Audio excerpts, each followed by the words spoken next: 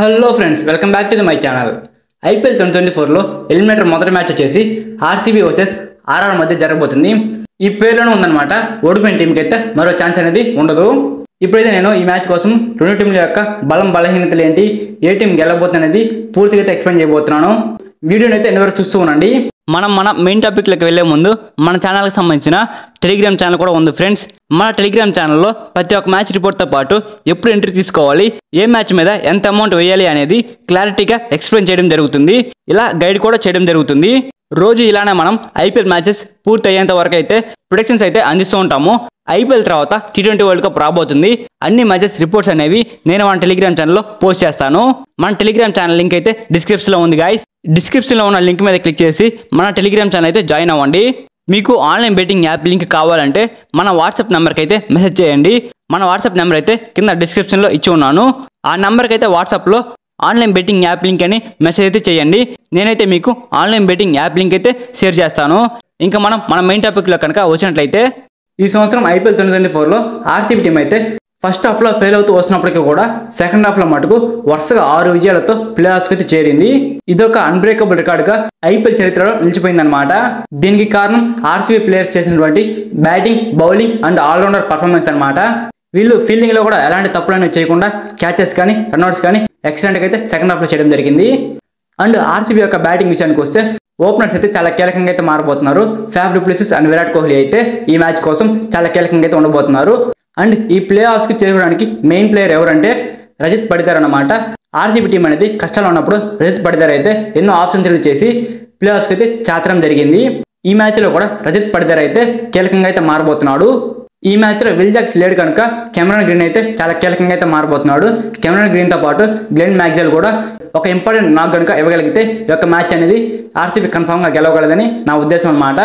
And RCB యొక్క face bowling విషయానికి వస్తే యశ్ దయాల్, సిరాజ్, ఫర్గ్యూసన్ వీళ్ళు ముగ్గురు కూడా ఎక్సలెంట్ బౌలింగ్తో అలరిస్తున్నారనమాట. ప్లే ఆఫ్స్కి రావడానికి కారణం మెయిన్గా ఈ బౌలర్స్ అనమాట. వీళ్ళు కనుక ప్లే ఆఫ్స్లో కనుక వికెట్స్ తీయగలిగితే ఆర్ఆర్ టీం అయితే కట్టడి చేయగలరు. అండ్ ఐపీఎల్ 2024లో ఆర్ఆర్ టీం ఫస్ట్ హాఫ్లో వచ్చినటువంటి పర్ఫార్మెన్స్ అయితే ఈ సెకండ్ హాఫ్లో ఇవ్వలేకపోతుంది. ఆర్ఆర్ టీం అయితే లాస్ట్ 4 మ్యాచ్ల నుంచి కూడా ఓడిపోతూ వస్తుందన్నమాట. ఎప్పుడైతే ఎస్ఆర్హెచ్ టీంతో ఒక రన్తో ఓడిపోయిందో అప్పటి నుంచి అయితే ఆర్ఆర్ టీంకి అయితే బ్యాడ్ లక్ అనేది అలానే ఉంది. అండ్ ఆర్ఆర్ టీం యొక్క బ్యాటింగ్ అనేది లాస్ట్ కొన్ని మ్యాచ్ల నుంచి కూడా ఫెయిల్ అవుతూ వస్తున్నారు. ఆర్ఆర్ టీం యొక్క మెయిన్ బ్యాటర్ అయినటువంటి జాస్ బట్లర్ లేడు కనుక రాజస్థాన్ రాయల్స్ టీం యొక్క బ్యాటింగ్ ఆర్డర్ అనేది ఫెయిల్ అవుతూ వస్తుంది. ఈ సంవత్సరం రాజస్థాన్ రాయల్స్ టీం ఓడిపోతున్న సమయంలో కూడా జాస్ బట్లర్ నిలబడి గెలిపించిన మ్యాచ్లు కూడా ఉన్నాయన్నమాట. రాజస్థాన్ రాయల్స్ టీంలో జాస్ బట్లర్ లేకపోవడం అనేది పెద్ద సమస్యగా మారిపోయిందన్నమాట.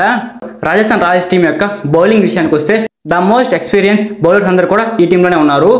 ట్రెంట్ బోల్ట్, సందీప్ శర్మ, యుజ్వేంద్ర చాహల్, రవిచంద్రన్ అశ్విన్ ఇలాంటి ఎక్స్పీరియన్స్ ఉన్న ప్లేయర్స్ అందరూ కూడా రాజస్థాన్ రాయల్స్ టీంలోనే ఉన్నారన్నమాట. ఆర్సీబీ టీం బ్యాటర్స్ని వీళ్ళు ఏ విధంగా కట్టడి చేయగలరనేది చూద్దాం. అండ్ ఐపీఎల్ హిస్టరీలో ఈ రెండు టీంలు కూడా 31 సార్లు అయితే పోటీ పడ్డాయి అనమాట. అందులో 15 సార్లు ఆర్సీబీ టీం గెలవడం జరిగింది, 13 సార్లు మాత్రమే రాజస్థాన్ రాయల్స్ టీం గెలవడం జరిగింది.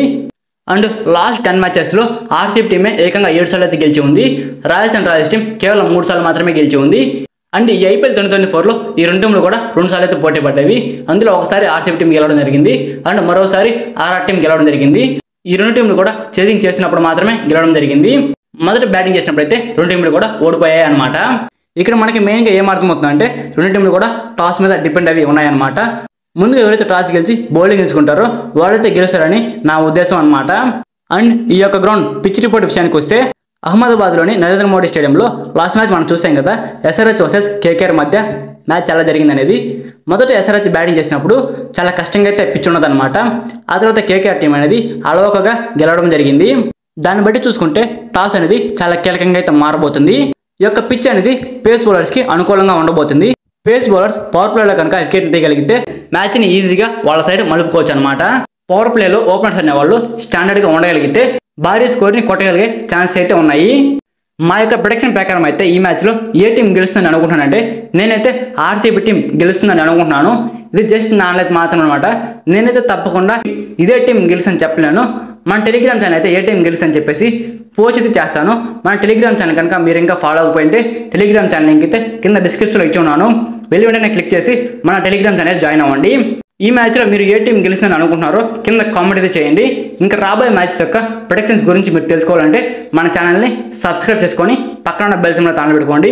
Thanks for watching my video. Have a nice day guys.